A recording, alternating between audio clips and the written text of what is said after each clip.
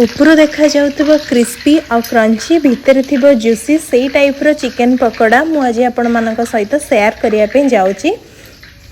घरे एमती चिकन पकोड़ा बनेइबे बाहर चिकन पकोड़ा खाइबा पे भूली जिबे। आसंतु देखिबा रेसिपी। एइठी मु 1 किलो चिकन रखिची।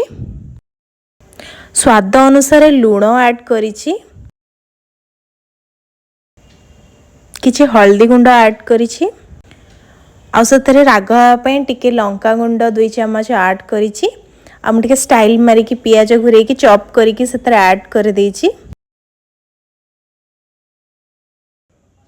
सेपरी मु टिके रसुण को भी ऐड करिछि काइना रसुण ऐड करले चिकन टेस्ट पकोड़ार आहुरी भी बहुत भलो एनहांस हुए। रसुण को एमती मु छेची के ऐड करिछि। एवरेस्ट रो तीखा लाल टिके ऐड करछि कलर देखा जेबा पई। मु सेतरे धनिया गुंड ऐड करिछि। मु एठी 1.5 चम्मच अदा रसुण रो पेस्ट ऐड करिछि। चिकन पकोड़ा को क्रिस्पी करिया पे मु 2 चम्मच कॉर्नफ्लोर ऐड करिछि। गोटे बड़ चम्मच चिकन मसला ऐड करिछि। सेतरे मु गोटे अंडा भांगी के ऐड करिछि चिकन पकोड़ा रे। जेतु मु घरोई स्टाइल चिकन पकोड़ा करूछि सेति पे मु फूड कलर किछि कलर ही ऐड करिनी।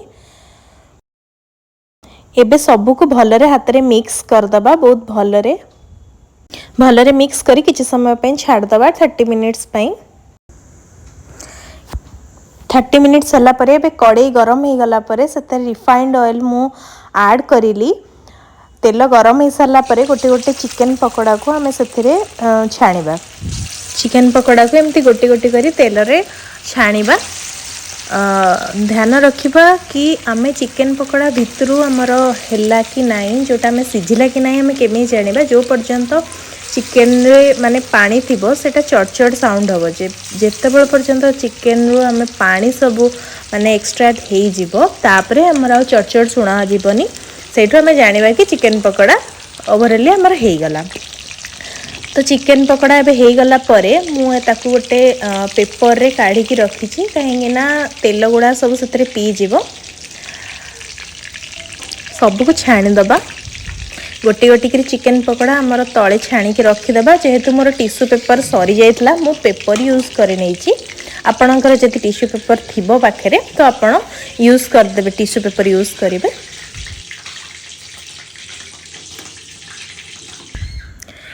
सेमती हमें सबुजाक चिकन पकोड़ा को सेम प्रोसीजर रे हमें ताको सबुजाक छाणी दबा।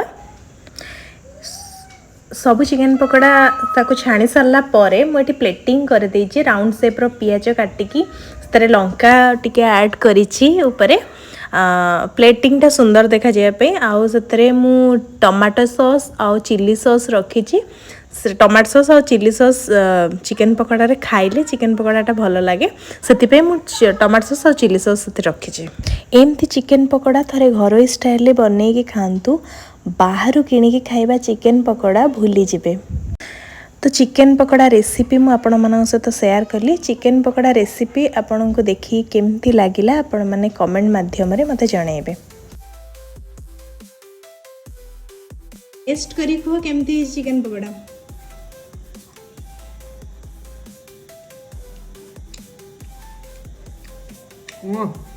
ब्यूटीफुल हेला।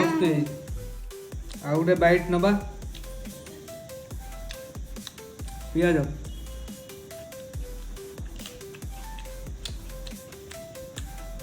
रसुण फ्लेवर को ओ क्रंची पूरा मस्त लागुच मस्त पूरा चुम्बेश्वरी। हेला खाने के बाद थोड़ा मीठा तो बनता है।